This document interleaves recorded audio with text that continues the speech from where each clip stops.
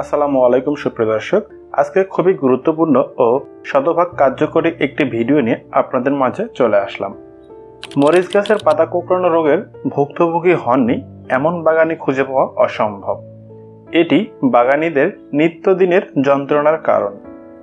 সুপ্রিয় দর্শক, একটু খেয়াল করে দেখুন তো, আপনার মরিচ গাছের পাতাগুলো কি এইভাবে কোঁকড়ে যাচ্ছে? পাতাগুলো কি নিচের দিকে এভাবে বেঁকে যাচ্ছে?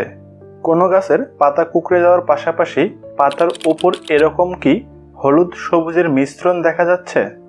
মরিচ গাছের বৃদ্ধি কি একেবারে নেই বললেই চলে? সুপ্রিয় দর্শক, আপনার মরিচ গাছের উপরের লক্ষণগুলো যদি থাকে তাহলে বলবো আপনি একদম সঠিক ভিডিওটি দেখছেন। এই ভিডিওতে উপরোক্ত সমস্যাগুলো শতভাগ কার্যকরী সমাধান পেয়ে যাবেন ইনশাআল্লাহ।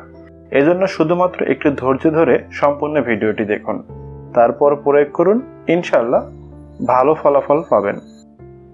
সুপ্রিয় দর্শক, এই চ্যানেলে নিয়মিত কৃষি সমস্যা নিয়ে ভিডিও আপলোড করা হয়। আমাদের ভিডিও সবার আগে পেতে চ্যানেলটি সাবস্ক্রাইব করে পাশে থাকা বেল আইকনটি এখনই বাজিয়ে দিন।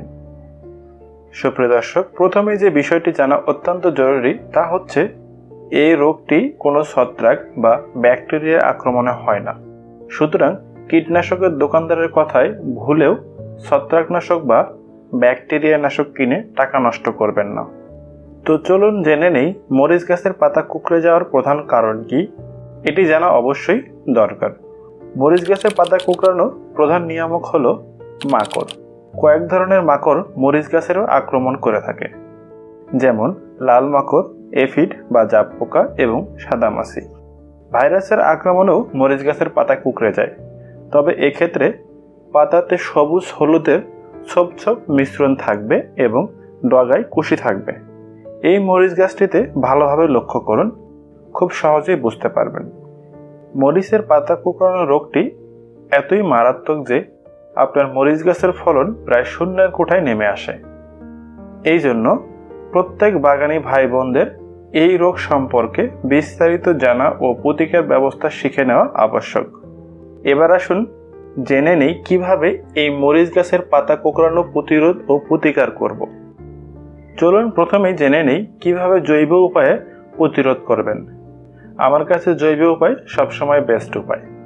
এই জন্য মরিচ গাছ লাগানোর 10 দিন পর যখন নতুন পাতা আসা শুরু হবে তখন থেকে আপনাকে পরিচর্যা শুরু করতে হবে। রোগ হওয়ার অপেক্ষায় বসে থাকবেন না কখনোই। এবার 1 লিটার পানিতে 2 টেবিল চামচ নিম তেল, তারপর 2 থেকে 3 ফোঁটা হ্যান্ড ওয়াশ। আপনারা বাসা বাড়িতে যে সকল হ্যান্ড ওয়াশ ব্যবহার করেন সেটা হলেই হবে।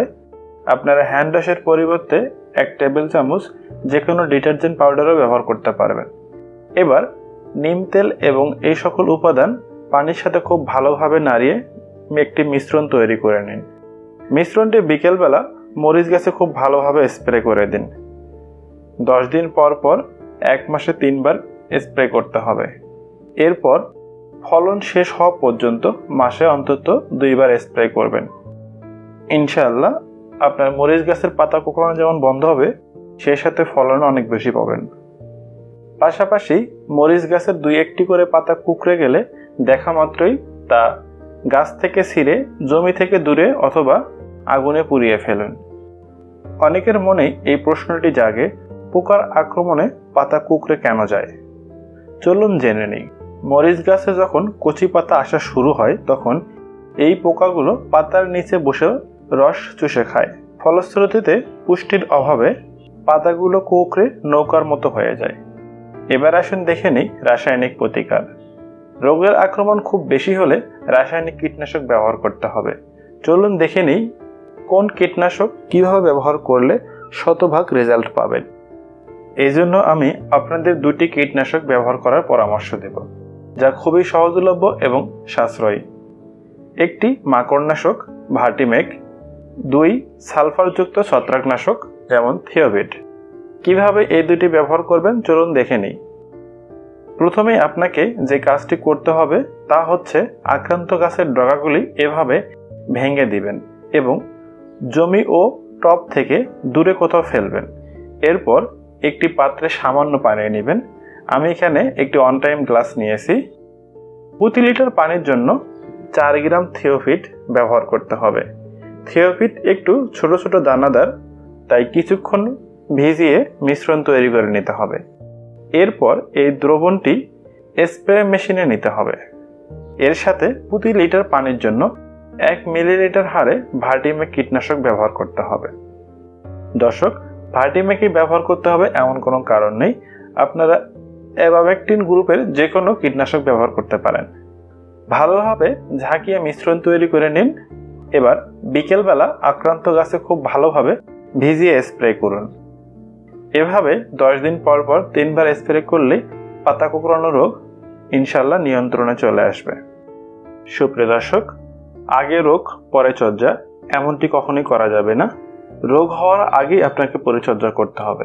ইনশাল্লাহ আপনার গাছের ফলন কখনোই ডাউন হবে না। ভিডিওটি কেমন লাগলো অবশ্যই কমেন্ট করে জানাবেন। ভালো লাগলে লাইক এবং বন্ধুদের সাথে শেয়ার করতে পারেন। ধন্যবাদ এতক্ষণ ভিডিওটি ধৈর্য সহকারে দেখার জন্য।